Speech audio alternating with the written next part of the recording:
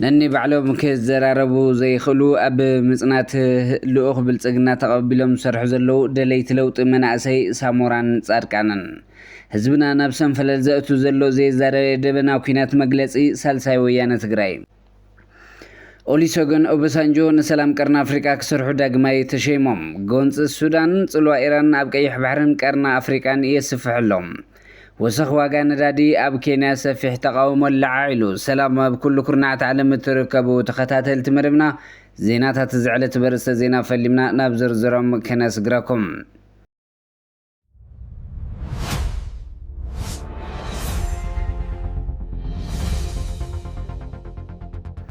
نن بعلم كزراربو زي خلو حزب تግራይ ኣብ ምጽናት ልኡኽ ብልጽግና ተቐቢሎም ሰርሑ ዘለው ድሌት ለውጥ መናእሰይ ሳሞራን ጻድቃንን ሃገረ ትግራይ ዝብል መንቅስቃስ ህዝብ ትግራይ ናብ ከቢድ ሓደጋ ዘእቱ ናይ ጥፋት ኣካይዳ ይብል ሌትናንት ጀነራል ጻድቃን ገብረትንሳኤ ነበር ምክትል ፕሬዚደንት ግዚያዊ መምሕዳር ትግራይ ዝኾነ ሌትናንት ጀነራል ጻድቃን ገብረትንሳኤ ትማሊ ኣብ ከተማ አዲስ አበባ ዝተሳለጠ ሓደ መድረኽ ከም ዝገለጾ እቲ ብመራሕቲ ሕወሓት ዝግበር ዘሎ መንቅስቃስ ንትግራይ ናይ ሓንቲ ኤርትራ ወረዳ ንኽትኮን ዝገብር ጉዳይ ኣካይዳ ይኽብል ይገልጽ ሓደ ፀሓይ ዝወቕዕ ሓቂ ኣሎ ምስ ናይ ኤርትራ መራሕቲ ኣብ ኣኽሱምን መቐለን ይራኸቡ እዮም ምስ መራሕቲ ፋኖ ሓዊሱ ምስ ናይ ቤንሻንጉል ተቃውምቲ እውን ርክብ ኣለዎም ጻድቃን ኣብ ዝበሎ እዚ ኩሉ መንቅስቃስ ዝገብርሉ ምክንያት ኩናትን ዕግርግርን ፈጢሮም ዓርሶም ካብ ተሓታትነት ንኸምልጡ እምበር ንህዝቢ ሓሊማ ኣይኮኑን ይብል منقسقاس هاجر تግራይ بزول زنزح زلو بروباغندا ናይ ህዝቢ ትኩረት መስሓብ ዝግበር መተዓሻሸው ከም ዝኾነ ዝገለጸ እቲ ጀነራል بخمس عينت ናይ ዕብዳና ካይዳ ዝመስረት ሃገረ ትግራይ የለን ብስሩውን ሃገረ ትግራይ ዝብለት ተሓሳስባ ንህዝቢ ትግራይ ናብ ከቢድ ሓደጋ ዘእቱ እምበር ዝጠቅም ኣይኮነን ክብል ሓድሽ ቅዲ መብልዒ ማኣዲ 4 ኪሎ ተኣታትየሎም ከም መገላልጻ ጀነራል ጻድቃን እቲ ህዝብ መራሕቲ ሕወሓት ዝግበር ዘሎ መንቅስቃስ ንትግራይ ናይ ኤርትራ ሓንቲ ወረዳ ንኽትኮን ዝገብር ጉዳይ ኣካይዳ ይብል እዚ ካብ ሰሞራ የነሱ ብሰሙና ፈለላይ ዝህቦ ዘሎ መግለጺ ንብልጽግና እሙናት ኮራኮር ንምዃን ዝግበር ቅድድም እንትኾን ኣብ ልኡኽቶም እውን ንባዕሎም ዘይዕልሉ ክልተ ቂም ዝቋፀሩ ነበር ኢህአዴጋውያን እዮም ህዝብና ናብ ሰንፈለል ዘእቱ ዘይዛረየ ድምና ኩናት መግለጺ ሳልሳይ ወያነ ትግራይ ስርዓት ኢትዮጵያ ህዝብናን ግዛትናን ንኸይምለስ ወራር ስደትን ምምዝባልን ተጋሩ ክቐጽል ይሰርሕ ምህላው ናብ ሕቶ ዝኣቱ ኣይኮነን ትግራይ ናይዚ ጥፋት ፖሊሲ ከይትብድህ ረብሓታት ከይተረጋግጽ عدنا دما قبل أكباين وردي ربح هلونان زخون بوليتيكا وتكال نخيلوه هو حاسب بهالعتوق حيلي بمنع عقم يسرح الليبل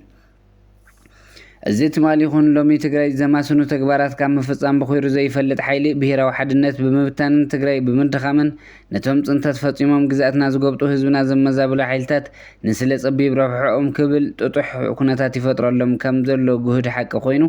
كموصيتو تግራይ ስርዓትን ሕግን ዝፈረሰላ ብዕንደራን ቆለን ሰበህ ዋዕታ ብጥፋት ዘላ ህዝባ እግሩን ናብ ዝመርሑ ስደደላ ዳግም ጥፋትን ዓጽቦን ዝተቃልዐትላ መጋበርያ ረብሓ ገዳማዊ ሓይልታት ኮይና ትርከብ ኢሉ ፖለቲካዊ ሓይልታት ልሂቃን ትግራይ እዚ መንገዲ ክኸስብ ብመንገዲ ብሄራዊ ጉባኤ ኣቢሉ ቅቡልነት ዘሎ ታማናይ ህዝብ ዝእክብ ግዜያዊ መሰጋገር መንግስቲ ክተክል ጸቕጢ ክገብሩ ድማ ጻውዒት ነቐርብ ኢሎም ኦሊሶገን ኦበሳንጆ ናይ ቀርና አፍሪካ ክሰርሕ ዳግማይ ተሸይሞሎ ናይ ውድብ ሕብረት መንግስታት ትካል ዋና ጸሓፊ አንቶኒዮ ጉተሬዝ ናይ ሕብረት አፍሪካ ኮሚሽን ሊቀመንበር ዓሊ ዩሱፍ ኣብዚ ሰሙን ኣብ ዘውፅዎ መግለጺ ክልቲኦም ፈረንቲ ውዕሊ ፕሪቶሪያ ህወሓትን መንግስቲ ፌደራልን ዘለዎም ኣፈላላይ ብብልሓት ጥንቃቐ ክፈትሑ ጻውዒት ከም ዝገበሩ ዝፍለጥ እዩ ነዚ ጠቅላላ ሰላም ቀርና አፍሪካ መሪሖም ንኽሰርሑን ካልኣይ ግዜ ከም ዝተሸሙ ዝተሓበረ ነበር ፕሬዚደንት ናይጀርያ ኦሉሴጉን ኦባሳንጆ ኣብ መንጎ ፌደራልን ሕወሓትን ዘሎ ኣፈላላይ ብዝበለፀ ብልሓት ክፈትሕዎ ከም ዝተኣመነሎምን ቅድም ክብል እውን ኣብ መንጎ እዞም ክልተ ሓይልታት ዝነበረ ጎነፅ ሃዲኡ ናብ ዘተን ዝርርብን ክመፁ ከም ዝሰርሑ ብምግንዛብ እቲ ሽመት ከም ዝተዋህቦም ተሓቢሩሎም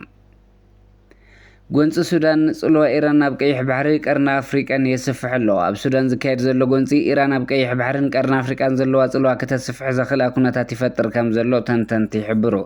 بمسارة أبطاب السودان تايمس توم تنتم سيران استأساسر مرببات بورت السودان كابتاتن وتداوم التحوارات بالرخن مسمرات قربات واري معبلون كم زلو يتكاس هذه معبالة تزيد ما بسنك تقون زفترو زي مرقا النعبي زخر زلو تساسفو وصاتنياتات بوتا يخفت كم زلو يحبرو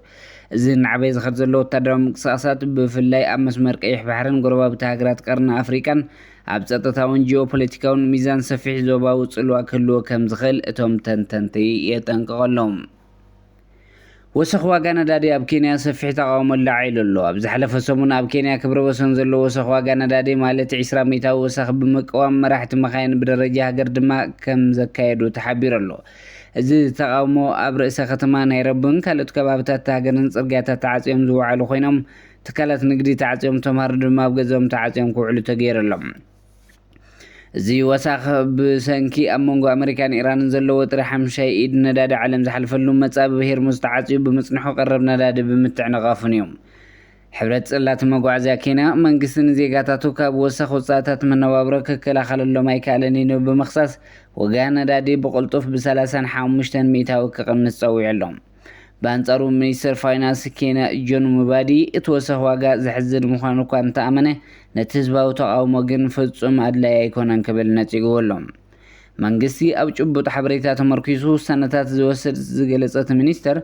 ብውሽጣዊ ኣገባብ ኣህጉራዊ ፀገም ንምፍታሕ ምፍታን ግቡእ ድዩ ኣይኮነን ኢሉ ሓቲቱ ክብል ቢቢሲ ጸብጺበሎም። ሰነዳት ታሪክ ከም ዝሕብርዎ ምኽባር ዋጋ ነዳዲ ንምምሓው ሰበስልጣን መንግስቲ ተዘቃረበ መሳርሒ ምዃኑ ዝረበሉ እንትኾን ስርዓት ሃፀይ ሃይለ ስላሴ ኢትዮጵያ ከበቅዕ ዝገበረ ናይ መወዳእታ ስጉምቲ ምክንያት እውን እዚ ወሰኽ ዋጋ ነዳዲ እዩ ነይሩ። ኣብ ከም ግብፂ ዝኣመሰላ ተሕሪር ኣደባባይ ብምውፃእ ዝፋነው መራሕቲ እውን ካብዚ ዝብገስ ምክንያት ብዓብዪ ይጥቀስ። እምበር ከስ ክቡራት ተኸታተልቲ መደብና ዜናታት እዚ ዕለት ኣብዚ ከንቢትና ሰሰናይ ንዓኹም ሰላም ንዓኽ ትግራይ።